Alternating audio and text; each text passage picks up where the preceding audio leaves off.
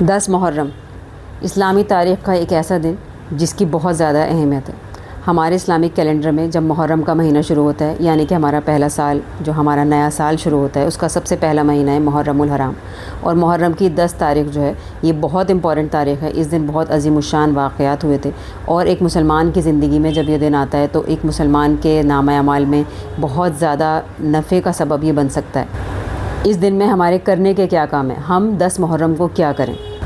تو سنت میں ہمیں کیا ملتا ہے، اللہ کے نبی صلی اللہ علیہ وسلم کے احکام جو ہمیں ملتے ہیں، تو سب سے پہلا حکم تو ہمارے لیے یہی ہے، یا سنت عمل ہے یہ ہمارے لیے، کہ ہمیں اس دن روزہ رکھنا ہے۔ اللہ کے نبی صلی اللہ علیہ وسلم جب مکہ مکرمہ سے ہجرت کر کے مدینہ تشریف لائے تھے تو یہاں پر دیکھا تھا کہ یہودی روزہ رکھتے تھے۔ جب پوچھا گیا کہ یہودی کیوں روزہ رکھتے ہیں تو بتایا لوگوں نے کہ اسی دن حضرت موسیٰ علیہ السلام کو فرعون کے ظلم و ستم سے نجات ملی تھی، اس لیے شکرانے کے طور پر یہ یہودی اس دن کا روزہ رکھتے ہیں۔ تو نبی صلی اللہ علیہ وسلم نے فرمایا کہ اللہ کے نبی جو تھے حضرت موسیٰ علیہ السلام، ہم تو ان کے زیادہ قریب ہیں، تو ہمیں تو ان سے زیادہ مناسبت ہے، تو ہم بھی اس دن کا روزہ رکھیں گے۔ تو اس دن کا روزہ اللہ کے نبی صلی اللہ علیہ وسلم نے بڑی تاکید کے ساتھ رکھا، اور اپنے صحابہ کو بھی اس بات کی تاکید کری کہ اس دن کا روزہ سارے ہی صحابہ رکھیں۔ اور اس دن کے روزے کی فضیلت بہت بڑی ہے کہ جو شخص بھی اس ایک دن کا روزہ رکھے گا، یعنی محرم کی 10 تاریخ کا، تو اس کے پچھلے سال کے سارے صغیرہ گناہ معاف ہو جائیں گے۔ اللہ تعالیٰ کی ذات سے یہ امید ہے کہ اس کے پچھلی زندگی کے 1 سال کے سارے گناہ معاف ہو جائیں گے۔ سبحان اللہ، اللہ اکبر، یہ بہت امپورٹنٹ چیز ہے۔ ہم سب ذرا سوچیں کہ ہم سب سے کتنے سارے گناہ ہو جاتے ہیں، صبح سے لے کے شام تک ہی ہم سے کتنے گناہ سرزد ہو جاتے ہیں، اور کتنے ہی گناہ تو ایسے ہوتے ہیں جن کا ہمیں پتہ بھی نہیں ہوتا کہ ہم نے کوئی گناہ بھی کر دیا ہے۔ تو ہمارے لیے ایک بہت گولڈن اپرچونٹی ہے کہ ہم یہ سوچیں کہ ہماری پچھلی زندگی کا 1 سال گناہوں سے پاک ہو جائے گا صرف اس ایک روزے کی برکت سے۔ تو ہم سب ضرور نیتیں کریں کہ ہم اس دن کا یعنی 10 محرم کا روزہ ضرور رکھیں گے، لیکن اسی کے ساتھ اس بات کا بھی خیال رکھیں کہ جب نبی صلی اللہ علیہ وسلم کو یہ بات پتہ چلی کہ اس 10 محرم کو یہودی بھی روزہ رکھتے ہیں، تو اللہ کے نبی نے یہ گوارا نہیں کیا کہ ہم میں اور یہودیوں میں کوئی مشابہت ہو۔ تو صحابہ کو کیا بتایا، صحابہ سے کیا کہا کہ اگر میں آئندہ سال زندہ رہا تو پھر میں اس روزے کے ساتھ ایک روزہ اور ملاؤں گا تاکہ یہودیوں سے ہماری مشابہت یا ہماری سملیرٹی ختم ہو جائے۔ تو کیا فرمایا کہ آئندہ سال ہم 2 دن کا روزہ رکھیں گے۔ تو ہمیں بھی کیا کرنا چاہیے، ہمیں بھی 2 دن کا روزہ رکھنا چاہیے، یا تو 9 اور 10 کو ملا لیں، اور یا پھر 10 اور 11 کو ملا لیں۔ یہ 2 روزے ہمیں رکھنے چاہیے، لیکن اگر کسی کا کوئی ہیلتھ ایشو ہے، کوئی پرابلم ہے اور وہ 2 نہیں رکھ پا رہا تو وہ کم سے کم 1 روزہ ہی رکھ لے۔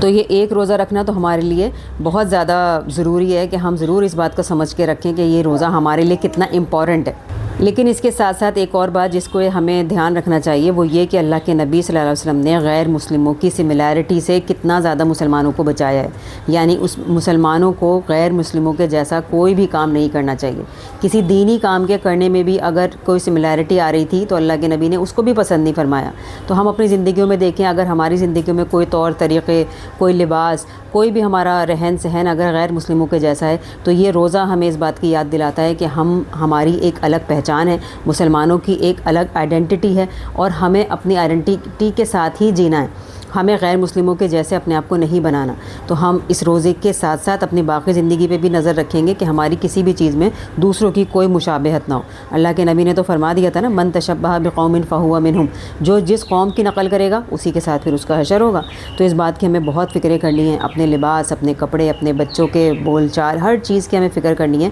کہ ہمارے ہر بات میں اس بات کی جھلک نظر آئے کہ ہم مسلمان ہیں۔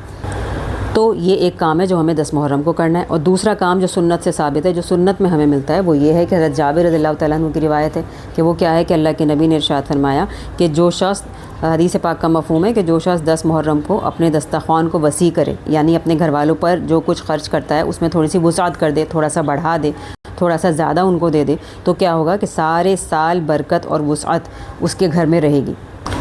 یعنی پورے سال برکت حاصل کرنے کا ایک نہایت آسان، بہت ہی آسان یہ ایک طریقہ ہے کہ اس 10 محرم کے دن ہم اپنے گھر والوں کو اپنے جو کچھ بھی اگر ہم خرچہ کرتے ہیں اس میں تھوڑا سا بڑھا دیں، یا اگر ہم عورتیں ہیں، ہم ساری بہنیں ہیں، تو ہم اپنے کھانے میں جو بھی ہم بنا رہے ہیں وہ تھوڑا زیادہ بنا لیں، تھوڑی ورائٹی زیادہ کر لیں، کچھ بھی کر لیں، اپنے دسترخوان کو تھوڑا سا وسیع کر لیں، گھر والوں پہ تھوڑا اچھا زیادہ خرچ کر دیں۔ اور خرچہ کرنے میں دیکھیں صرف مال اور پیسہ ہی نہیں ہے، بلکہ ان کے ساتھ ایک اچھا کوالٹی ٹائم سپینڈ کرنا، یا ان سے اچھے رویے رکھنا، یا اگر اپنے ان لاز ہیں یا اپنے کوئی بھی رشتہ دار ہیں جو اپنے ساتھ اپنے گھر میں رہتے ہیں ان کے ساتھ اچھا بیہیویئر رکھنا، یہ بھی ہماری اسی چیز میں آ جائے گا۔ تو اس بات کا بھی خیال رکھیں۔ مفتی تقی عثمانی کی بھی ہمیں کتاب میں ملتا ہے نا، وہ کہتے ہیں کہ جو شخص اس دن یعنی 10 محرم کو اپنے گھر والوں پر خرچ میں زیادتی کرے گا پھر وہ سارے سال اس کی برکتوں کو دیکھے گا۔ اور ایک اور بزرگ کا واقعہ ہے، انہوں نے لکھا ہے کہ میں نے پورے 60 سال اس بات پر عمل کیا، یعنی 60 سال میں نے اس چیز پر عمل کیا اور پھر میں آج تک اس کی برکتوں کا نظارہ اپنی آنکھوں سے کر رہا ہوں۔ تو ہم اپنے گھر میں اپنے بچوں پر، اپنے گھر والوں پر، یا اگر ہمارے کوئی ملازمین ہیں، ہمارے گھر میں کوئی میڈز آتی ہیں، تو ہم ان کو کسی بھی طرح سے ہدیہ، پیسے، کھانا، کچھ بھی ہم کر کے اپنے اس چیز کو کر سکتے ہیں، اس والے عمل کو پورا کر سکتے ہیں۔ اور یہ عمل جو ہے یہ اتنا امپورٹنٹ عمل ہے اور اتنا آسان عمل ہے کہ پھر اس کے ذریعے سے ہماری روزی میں برکت ہو جائے گی اور سارے سال ہمیں روزی کی تنگی سے نجات مل جائے گی۔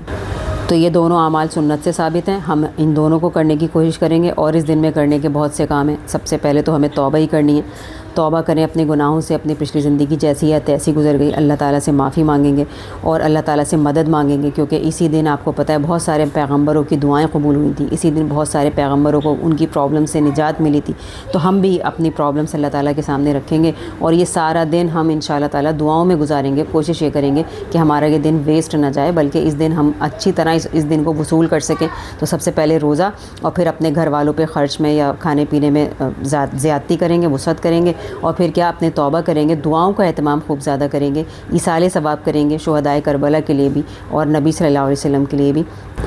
کچھ صدقے کا اہتمام کریں کہ صدقہ بھی ہم دیں گے اس دن، تاکہ ہمیں اس کی بھی برکتیں پھر سارے سال نصیب ہوں۔